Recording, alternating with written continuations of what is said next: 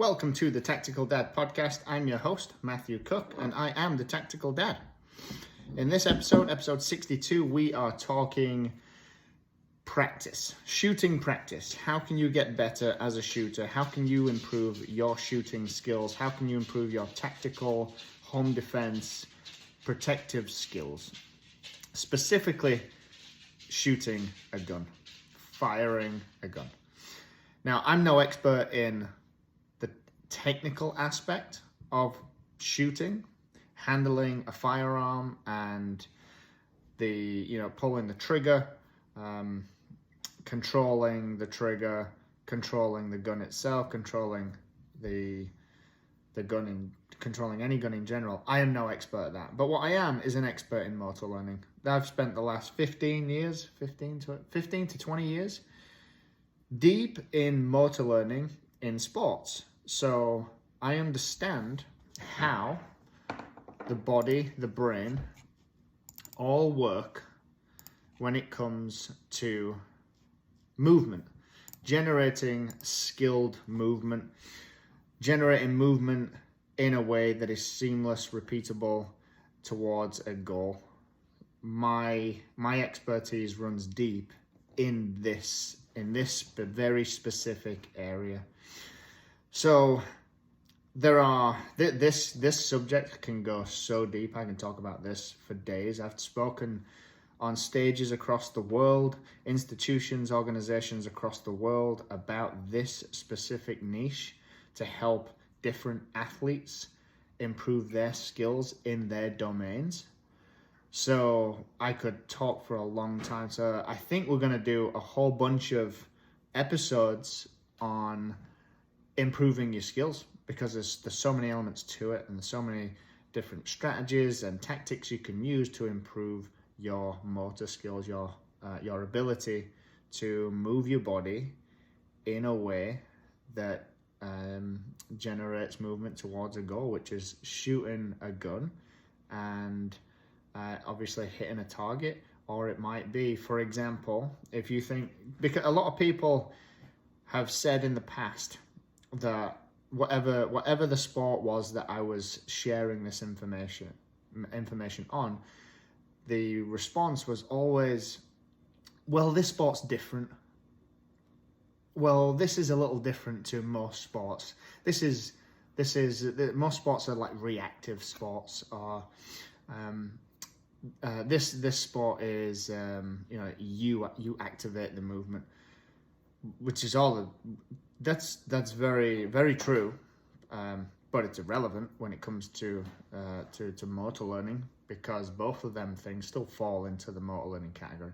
Your brain, through a process called synaptogenesis, basically your brain sends a signal down your central nervous system out into the different electrical impulses, into different limbs of your body, different muscles, different areas of your body, to generate a movement, whether it's a fine motor skill or a gross motor skill, whether it's a large muscle or a small muscle, irrelevant.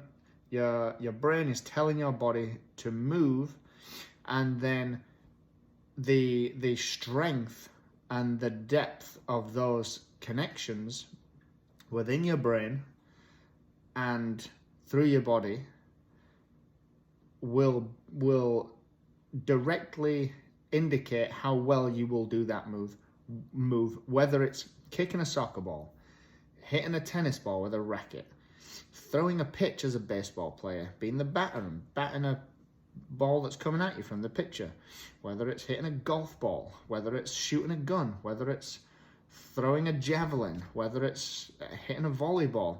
Like, it doesn't matter. It is movement, and your brain is telling your body to move. So it's motor learning, and I'm going to say these three very, very basic elements, and I'll touch on them briefly because there's so much, and this is a fun topic for me. So we got spacing, variability, and challenge. Now, these are the core elements that make up and should make up your practice. And the good thing about this is that it encompasses someone who's a complete beginner and new, which I was not too long ago, all the way up to serious players, experts in the field. So I think competitive shooters that have won like world championship shooting events, you could safely say they're experts. Even like someone like John Wick, even Keanu Reeves, like he became pretty good to possess the skills that he has and to deliver them on screen in a movie. Might not be like the best expert, but it's like he's pretty good. So it covers a whole range. Someone who's never even fired a gun before, but who is about to start getting into shooting. Maybe it might just be for home defense, or someone like me who started with the intention of, one, protecting my family and home, obviously, but two, to competitively shoot. Spacing, variability, and challenge encompass the whole spectrum. So what is spacing? Spacing is basically breaking up practice, breaking up drills, breaking up sequences, placing time between the practice task, the practice drill, the practice challenge, whatever you want to call it, the practice activity, between placing time between that and the next one. Because there's all sorts of drills, challenges, and tactics and all this sort of stuff, right? But placing time between them is actually super important, because it allows your brain, basically, if I was to summarize it and to simplify it, it allows your brain to marinate. It allows the task, the activity, to marinate in your brain. And I think a lot of people can attest to it. If you've listened to somebody, you've read something, and it was great, and you got it, you understood it, but then a couple of days later, it's like, oh yeah, that part really makes sense. And just randomly, you'll think of what you did or learned or read or watched a few days ago, and something else will click, something else will make sense for you. Didn't happen right away, but there was time between then and something else, and that time allowed you to get it on a different level. Spacing is super important. It's proven in so many research papers, in so many different domains. It's crucial and critical to improving your skills in anything movement oriented. Variability.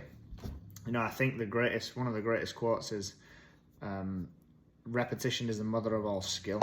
But I also think it's the most deceiving quote of all, because it's not repetition of the one thing that is going to make you better.